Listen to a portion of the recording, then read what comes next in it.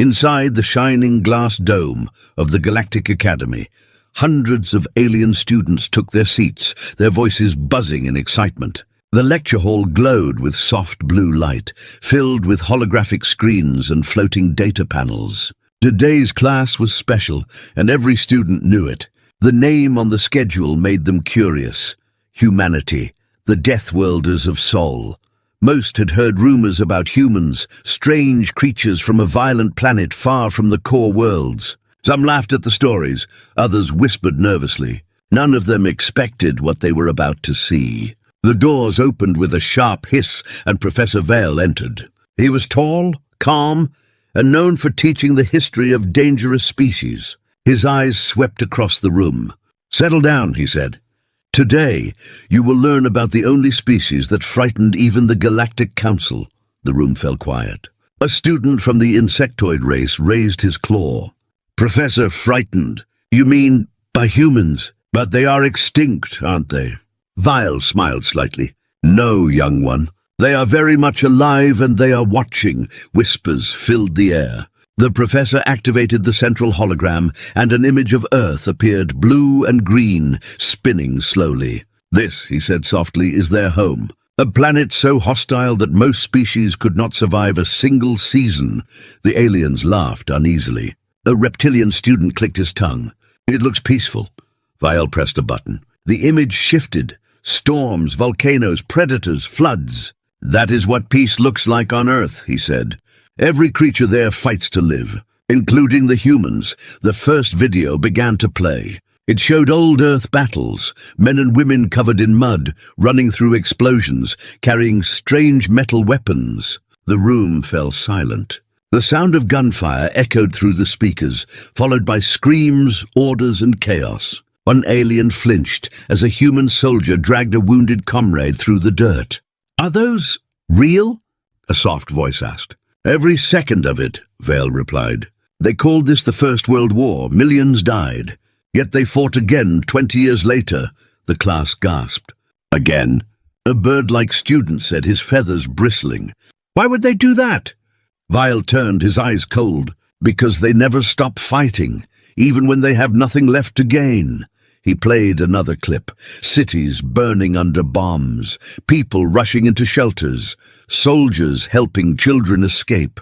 "They destroyed their own world, then rebuilt it," the professor said. "That is their way. They fall, then rise stronger." One alien whispered, "They sound like beasts." Another added, "No, they sound unstoppable." Vile nodded slowly. "Exactly." The next hologram showed a human standing in front of a flag, battered but proud. "This soldier," the professor said, "was offered a chance to surrender. He refused, even when surrounded. His last words were, 'Tell them I held the line.'" The room grew still. The students stared at the image, unable to look away. Vile paced slowly. "You must understand something about them," he continued. "Most species fight for survival. Humans fight for meaning. They fight because they believe in something, even if that belief kills them." A tentacled student shifted uneasily. "But Professor," she asked, "surely such violence makes them dangerous." Vile chuckled. "Oh, they are dangerous. But not because they love war. Because they understand it." He pressed another button. The hologram changed again. Humans shaking hands after battles, rebuilding cities, sending aid to enemies they had defeated. "They have done terrible things," he said quietly, "but also great things. Mercy and madness live side by side within them." The students didn't laugh this time. They only watched, their expressions uneasy. The professor noticed their silence. "Do you feel fear?" he asked. "Good. That means you understand." He paused, then looked toward the back of the hall. "Computer, display the casualty data." A wall of numbers appeared, billions lost in wars, pandemics, disasters. "Yet they are still here," Vile said. "No extinction, no surrender. Every time the universe tried to kill them, they adapted." "They sound cursed," whispered Trin, a small amphibian student. Vile shook his head.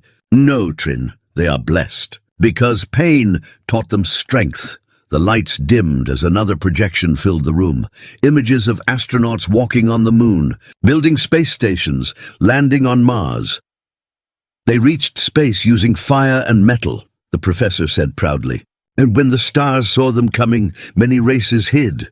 One student raised his trembling hand. Professor, what if they come here? Vial turned, smiling darkly. They already have. Gasps echoed across the hall. You mean humans are in the galaxy now? Of course, he said. They joined the council a century ago. Peaceful, mostly. But I want you to remember this. Never mistake their kindness for weakness. Behind their smiles are scars older than your empires. He walked toward the center, lowering his voice. Do you know what they study now? The class leaned forward. War? One guessed. No, said Vial. Peace, because they have already mastered the other.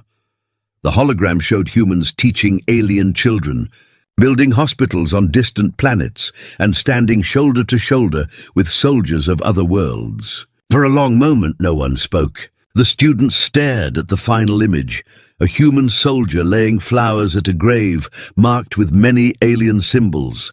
Trin whispered, I thought they were monsters. The professor looked at him and said, Sometimes monsters are just survivors who refuse to die. The room stayed silent as the lecture ended. But as the students filed out, their eyes were wide with something new. Not just fear, but respect. Trin stopped at the doorway and turned back.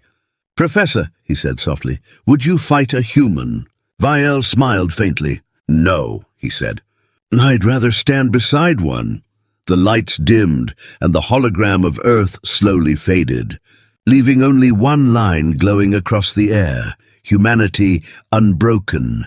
The following morning, the Galactic Academy buzzed louder than usual. Word had spread about Professor Vial's lecture on humans. Every corridor echoed with whispers. Some students said the humans were pure savages. Others claimed they were heroes who fought even when hope was gone. By the time the class began, the lecture hall was packed. Even students from other departments came to watch. Professor Vial entered, carrying a small black case. His expression was calm, but his eyes were sharp. Good morning, he said. Yesterday you saw what humans did to survive. Today you will learn why they never stop fighting. He opened the case and a glowing cube rose into the air. The lights dimmed. This, Vial said softly, is their history of endurance. Their lesson to the stars. The cube projected a scene of frozen tundra. Human explorers trudged through blizzards, dragging heavy sleds. Their faces were red, their hands trembling. One student whispered, Why don't they stop? They'll freeze. Vial looked at him. Because they made a promise to reach the pole or die trying. The hologram showed one man collapsing, the others carrying him forward. The storm grew worse, but they didn't turn back. The class fell silent, unable to look away. These explorers, Vial said, walked for months in deadly cold just to prove they could. Trin, the small amphibian student from before, frowned. But why? There was no treasure, no battle, no enemy. Vial nodded. Exactly. They fought nature itself not for power, but to test their limits. The next projection showed soldiers trapped in trenches, soaked in rain and mud. Their faces were hollow, their uniforms torn. Explosions shook the ground around them. They called this the Great War, Vial explained. Millions died. Yet every morning they stood and fought again. A tall avian student gasped. Even after seeing so many die? Yes, Vial said. They didn't fight because they wanted to. They fought because others depended on them. The video shifted again, this time to firefighters running into burning buildings, rescuing strangers. Not all battles are fought with guns, Vial continued. Humans fight fire, disease, famine, and fear. And they keep doing it again and again. The aliens stared, their disbelief turning into awe. Do they ever rest? One asked quietly. Vial smiled faintly. Only when they die. A nervous laugh echoed, but it quickly faded when the hologram changed again. Now it showed a human soldier on a battlefield, radioing for help while surrounded by enemies. He was wounded, bleeding, but still giving orders. He fought for 2 days alone, Vial said softly. When rescue arrived, they found his last message. Hold the line. I'll cover you. A hush filled the hall. Trin's voice trembled. Did he survive? Vial shook his head. No, but because of him, thousands did. For a moment, no one spoke. The students were processing what they had seen. The idea of someone dying willingly for others felt alien to them. Finally, an insectoid student muttered, "That's not bravery. That's madness." Vile turned to him sharply. "No, that is loyalty." The insectoid shrank back, silent. "You must understand," Vale said, his tone softer now. "Humans are not fearless. They feel terror, pain, doubt, yet they move anyway. That is why they are dangerous. That is why they endure." Suddenly the hologram flickered. The room darkened, then changed into a new image. Vast oceans filled with ships. This, Vile said, was one of their most desperate battles. The video showed massive steel vessels firing across the waves. Smoke and fire rose as ships sank into the sea. Human sailors shouted commands, their voices steady, even as water flooded in. "They fought knowing they might never return home," Vile said. "They didn't fight for glory. They fought for the people waiting behind them." The hall was silent, except for the sound of crashing waves. Then one student asked, "Professor, how did they win so many wars?" Vile walked closer to the front row. "Because they learn faster than anyone else. Every time they lose, they adapt. Every defeat becomes a lesson." He activated a final recording. The image showed a group of human scientists building a rocket from scratch. The narrator's voice echoed faintly. "We choose to go to the moon, not because it is easy, but because it is hard." Trin blinked. "They went there for no reason." "For a reason," Vile said with pride. "To challenge the impossible, to prove that limits mean nothing to them." The projection ended, and the lights brightened. The room was filled with silence. The students looked at each other, unsure what to say. One finally spoke. "Professor, are they proud of their wars?" Vile shook his head. "No, they are ashamed. But they remember everyone, because each war taught them how to value peace." A murmur spread through the room. The lesson had shifted from fear to respect. Vile leaned forward, his tone grave. "Listen to me carefully. If you ever meet a human, treat them with respect. Do not test them, because the moment you push too far..." He stopped. The lights dimmed again. A short clip played of a human astronaut standing on Mars, looking at the red horizon. "The moment you threaten what they love," Vile finished quietly, "they stop being explorers and become warriors again." The hologram faded, leaving the room in silence. For a moment, the only sound was the low hum of the projector cooling down. Trin looked around at his classmates, then back at the professor. "Do you think they'll ever stop fighting?" Vile smiled sadly. "Only when there's nothing left to protect." The students sat quietly, thinking about what they had learned. They had come expecting a lesson about a violent race, but instead they had seen something far deeper, a species that turned pain into strength and weakness into hope. As they left the hall, Trin whispered to his friend, "I used to think strength meant power. Now I think it means not giving up." Professor Vile stood alone in the empty hall, watching the final image still flickering faintly, a human hand reaching toward the stars. He whispered to himself, "And that, children, is why no world has ever truly conquered Earth." The following day, the lecture hall was darker than usual. The light from the holographic screens flickered faintly, casting strange shadows across the faces of the alien students. Professor Vile stood silently at the front, his hands clasped behind his back. The air felt heavier than before. When he finally spoke, his voice was calm, but something in it carried weight. "Today," he said, "you will see what happens when humanity is pushed too far." A murmur passed through the crowd. Trin leaned toward his friend. "Pushed too far? How far can they go?" Vile heard the whisper, but only smiled faintly. "Further than any of you would dare." He touched the console, and the hologram flickered to life. The first image appeared. An entire city turned to ash. Towers fallen, streets burning, and the sky filled with smoke. The room went silent. "This," Vile said quietly, "is what they called Hiroshima." The students stared in horror. "One explosion," he continued, "and the world changed forever." A reptilian student stood, his scales shimmering nervously. "They destroyed their own people?" Yes, Vial said, and after this they realized what power truly meant. For the first time, humans feared themselves. He paused, letting the silence stretch. But here is the twist. You would think this made them stop fighting. Instead, it made them fight smarter. The hologram shifted again. Now it showed soldiers in metal suits, walking through dust and ruins, carrying new weapons that glowed faintly blue. They learned to control destruction. They turned war into science. The students whispered among themselves, unable to believe it. Vial continued. They created machines that could fly without wings, ships that could hide in space, weapons that could destroy from miles away. And yet, they always said it was for peace. Peace? A student shouted. That's madness. Vial nodded. To you, maybe. But to them, peace means being ready for war. He pressed a button. The hologram zoomed out, showing Earth from orbit. When they reached space, he said, the galaxy watched in silence. Everyone expected them to destroy again, but instead, they built colonies, shared technology, and helped weaker worlds. The class looked puzzled. So they changed? Trin asked. No, Vale replied.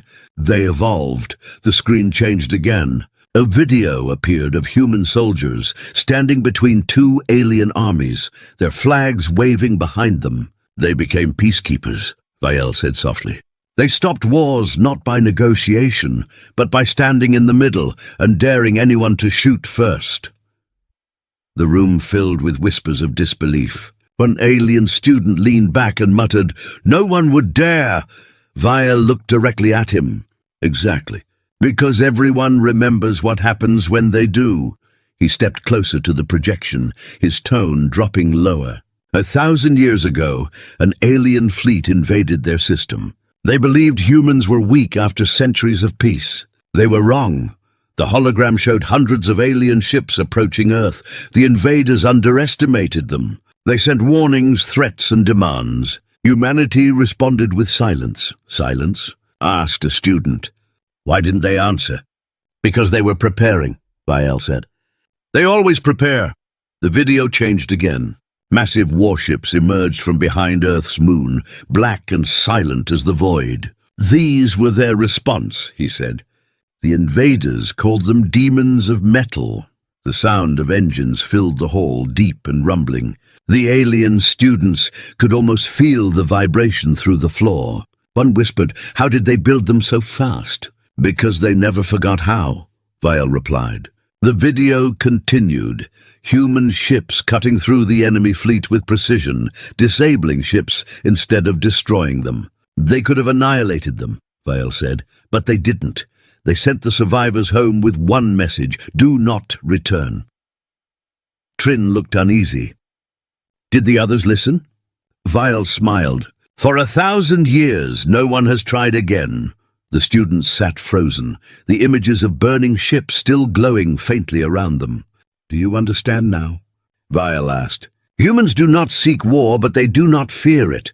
Their history taught them that peace must be guarded, and when threatened, they defend it with everything they have. He turned off the hologram, plunging the room into dim light. But the most terrifying thing, he said, is not their weapons. It's their minds. The class looked at him in confusion. What do you mean? One asked. Vial walked slowly across the stage. Their greatest strength is not power, but creativity.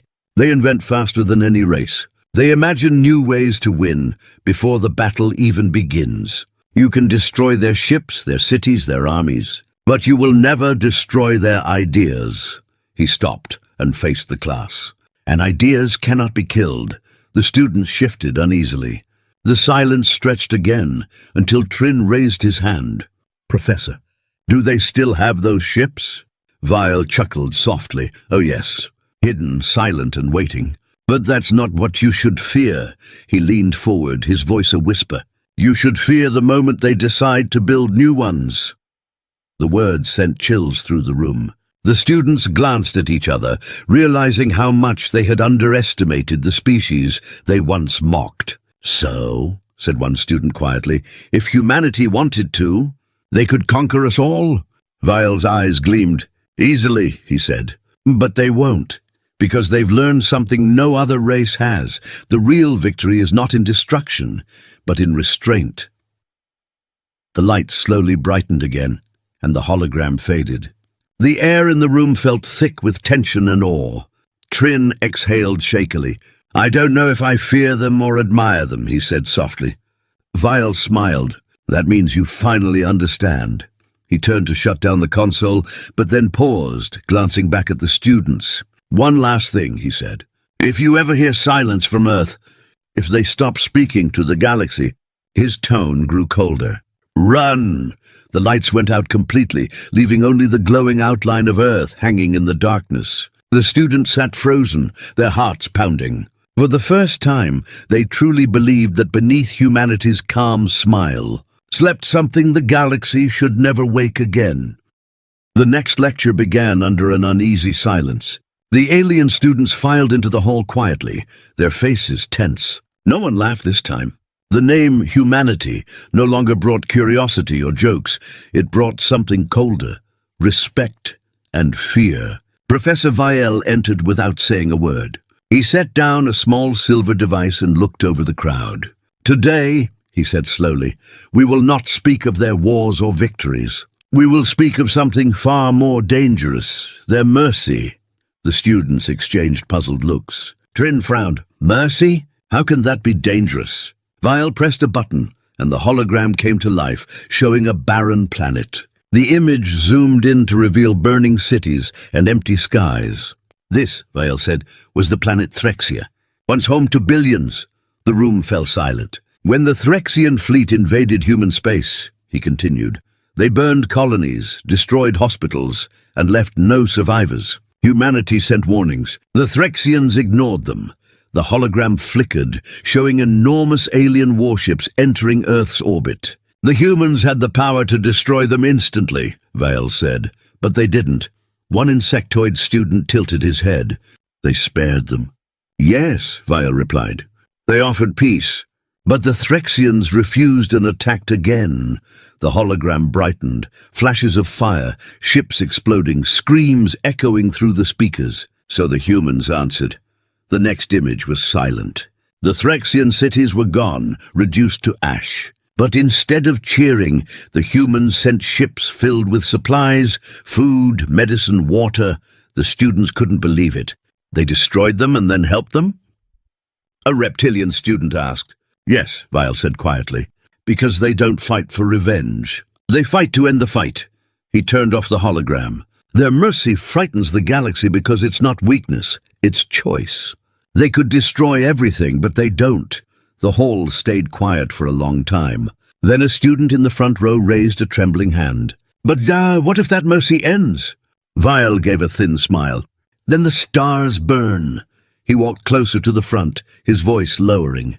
"You see, humans forgive until they can't, and when they reach that point there is no going back."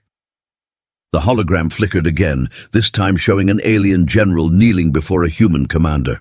"This is from the Omega conflict," Vielle explained. "An entire alien fleet invaded a neutral system, killing civilians. The humans gave them 3 warnings. On the 4th day they attacked. The image changed, dozens of massive human warships breaking through enemy lines. The sound of thunder filled the room. The battle lasted 13 minutes, Vielle said. When it ended, not one enemy ship was left. A soft gasp spread through the students. 13 minutes, Trin whispered. "They didn't come to fight," Vielle said. "They came to finish it." He paused, then added, "After the war, they rebuilt the enemy's worlds. And do you know what they said?" The class leaned forward. Vielle smiled faintly. "Mercy is not a gift. It's a warning." The words echoed in the hall. A cold shiver ran through every listener. "They rebuild what they destroy," Vielle said, "but not out of guilt. Out of duty, to remind everyone that power without compassion is just cruelty. And cruelty they will never allow again." Trin raised his hand nervously. "Professor, why would anyone ever fight them again?" Vielle's eyes darkened. "Because some species mistake kindness for weakness. They think if humans offer peace, it's because they're afraid. But they never understand what happens when peace is refused." The room went silent again. Then Vielle pressed another command.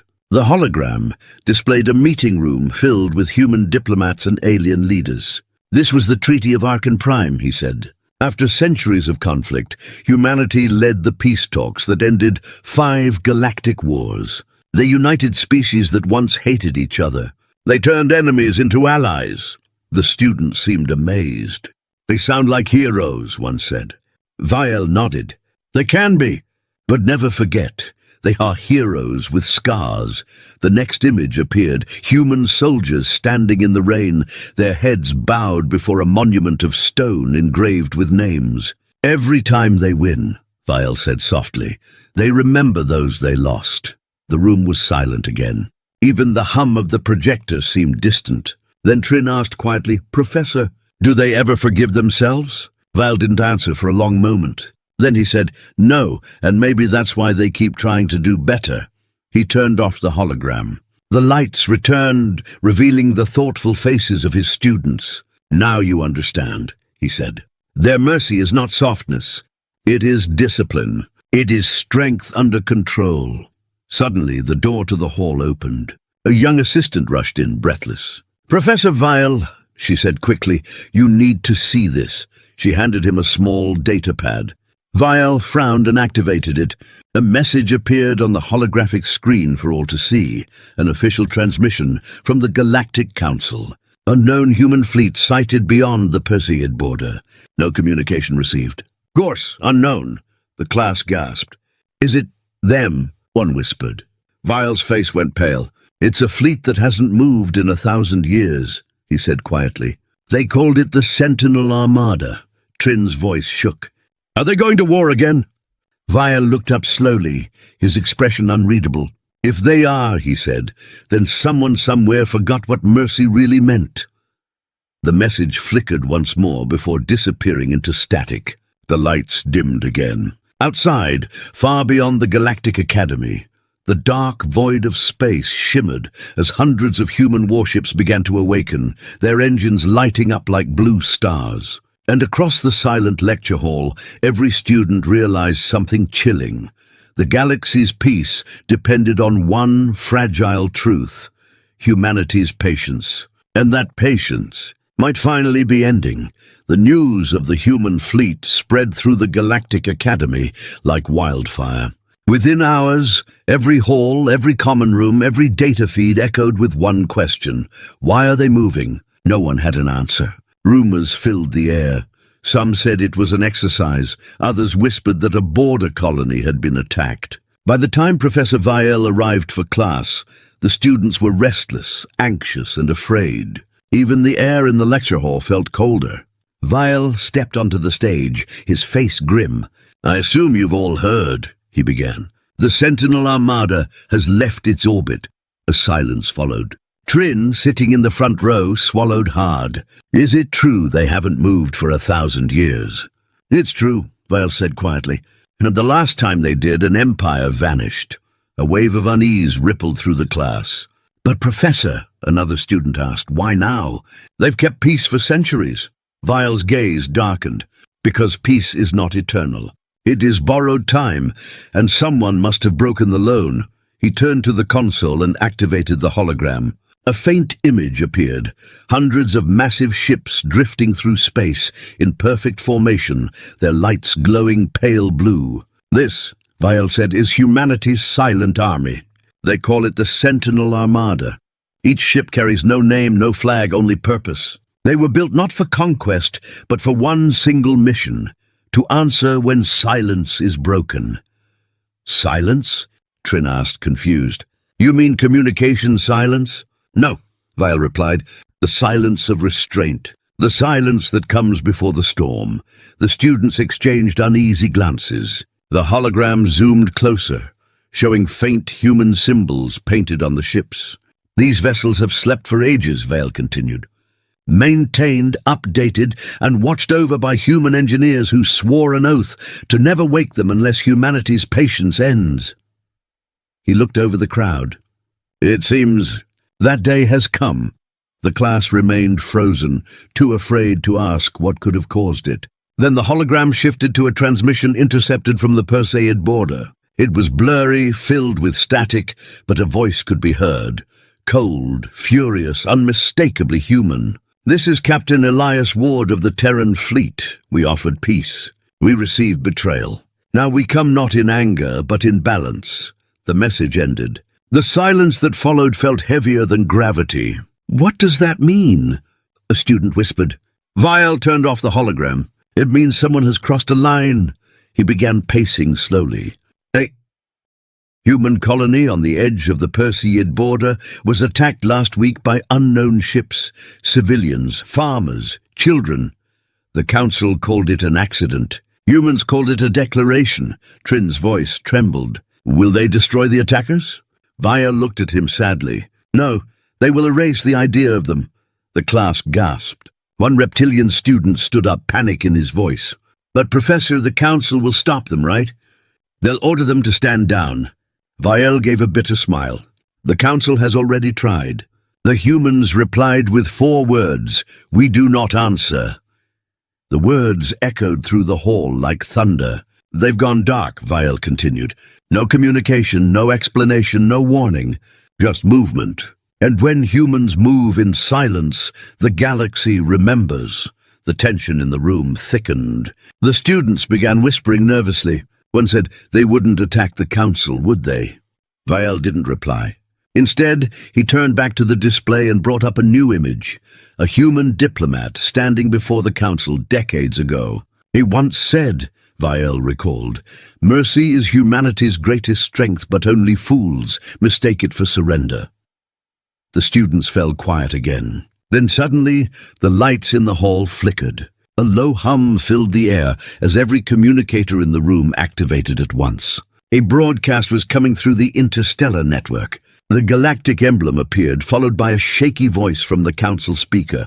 "To all member worlds," it said, "this is an emergency declaration. The Terran fleet has crossed into Perseid space.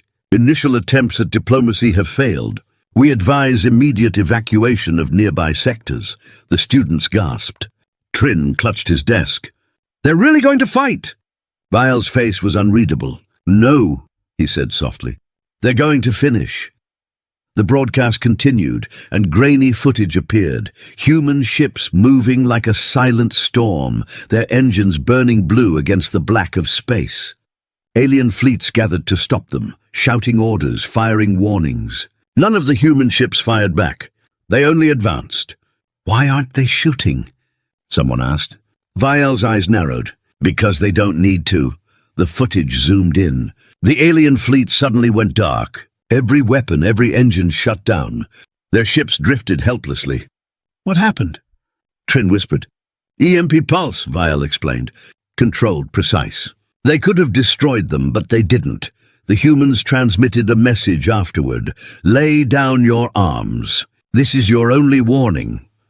For hours, the alien forces waited, terrified, until the human ships vanished again into the void. The broadcast ended. The room stayed silent, every student processing what they had just witnessed. "They didn't kill anyone," one said. "They just stopped everything." Vial nodded. "That's what they do best. They stop wars without needing to fight. But remember, if the warning is ignored, the next time they don't stop." Trin looked pale. "So what happens now?" Vial sighed. "Now the council will beg for peace, and if humanity accepts, the galaxy will live another century. If not," he trailed off, letting the silence speak. Outside the lecture hall, the stars seemed quieter than usual. The hum of engines echoed faintly from far away, a sound that carried both dread and awe. The Sentinel Armada had returned to its slumber, but every being who saw that transmission understood one thing: humans never bluff. They don't shout threats, they don't boast, and they don't warn twice. Professor Vial looked at his students, his expression calm yet tired. "Remember this day," he said quietly. "You just witnessed the closest thing the galaxy has to judgment." As the class ended, Trin stayed behind, staring at the fading hologram of Earth. "Do you think they'll forgive us?" he asked softly. Vial placed a hand on his shoulder. "If they do," he said, "it means there's still hope for everyone." But as he turned off the lights, deep down, he feared the truth. Hope was something the galaxy had just run out of. A week passed since the human fleet vanished into deep space, but the galaxy hadn't taken a breath since. News stations replayed the same images over and over. The silent armada moving like a storm, alien ships shutting down without a single shot fired. Some called it a miracle. Others called it a warning. Inside the Galactic Academy, the tension was so thick it felt like the air itself was afraid. Professor Vial sat alone in his office, staring at a blinking message on his console. It was marked Priority Terran Communication. No one in the galaxy had received such a message in 100 years. He hesitated before pressing play. A calm human voice filled the room. "Professor Vial," it said, "we are aware of your lectures. You have spoken truthfully about us. Continue to do so." The message paused, then added, "But tell them, peace is not infinite." The transmission ended. Vial sat frozen, his pulse racing. Humans never sent direct messages to outsiders, not even to allies. The fact that they had reached out meant something was deeply wrong. Moments later, the Academy alarm sounded. "All personnel report to secure areas," the announcement echoed. "Council emergency session commencing." Vial rushed to the main hall where hundreds of students had gathered, whispering in panic. Trin ran up to him. "Professor, what's happening? The council just went into lockdown." Vial didn't answer. Instead, he turned toward the massive holoscreen that flickered to life above them. The Galactic Council chamber appeared, filled with alien leaders shouting over one another. "They've surrounded the Perseid system," one cried. "Half our fleets can't reach them. Their systems keep shutting down. They've taken the communication network offline," another shouted. The council speaker tried to calm them. "We are sending envoys," he said firmly. "We will negotiate." A deep voice cut through the noise. "Negotiate with what?" Everyone turned as the human ambassador appeared on the screen, standing in the center of the council floor. He looked calm, composed, wearing the same simple black uniform all human diplomats wore. "Ambassador Reed," the speaker said, "explain why your fleet has violated our borders." Reed looked around the hall with cold eyes. "Because your council let our people die," he said. The room erupted with shouts, but he raised his hand. "A human colony was destroyed. You called it an accident. You ignored our calls for justice. Now the dead have our answer." Vial felt his stomach tighten. This wasn't diplomacy, it was judgment. "What do you want?" the speaker demanded. Reed's tone was steady. "Balance. Those who ordered the attack must answer for it, publicly. You have no authority here," a reptilian senator shouted. "The council decides justice." Reed's gaze turned sharp. "Then the council will learn what justice costs when humanity decides it's been denied." With that, the transmission ended, and the screen went black. Panic spread instantly. The room buzzed with voices, some angry, some terrified. Trin turned to Vial, his face pale. "They're not bluffing, are they?" Vial shook his head. "Humans don't bluff." The next day, every communication network went silent. Entire fleets near the Perseid system vanished from scanners. The council tried to send new ships, but none returned. The galaxy held its breath. Then on the third day, the feed came back. The image showed the same system, but it looked different now. The invaders' strongholds were gone, replaced by massive craters glowing faintly in the dark. Every orbiting station was offline, and at the center of the destruction, one single message pulsed in bright white letters across the void. Peace restored. The broadcast spread across every planet, every colony, every station. No one dared to speak for hours. When the council finally convened again, the human ambassador was gone. No ship, no transmission, no signal, just silence. At the academy, the students gathered once more, waiting for Professor Vial to explain what had happened. He stood in front of them, older somehow, his voice softer than before. "You've all seen the message," he said, "and you know what it means." "They won," one student whispered. Vial nodded. They did, but victory was never their goal. He activated the hologram, showing the image of Earth again.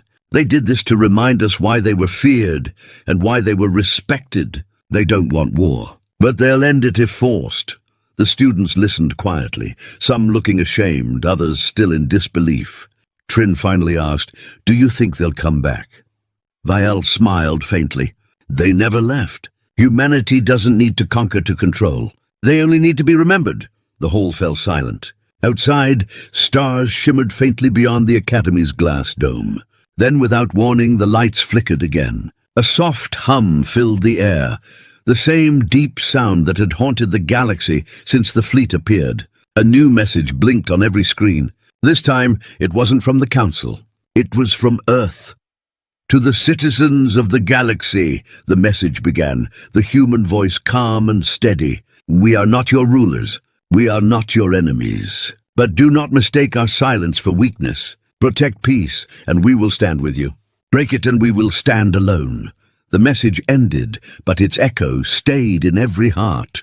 Vial looked up at the stars one last time. "They warned us," he murmured.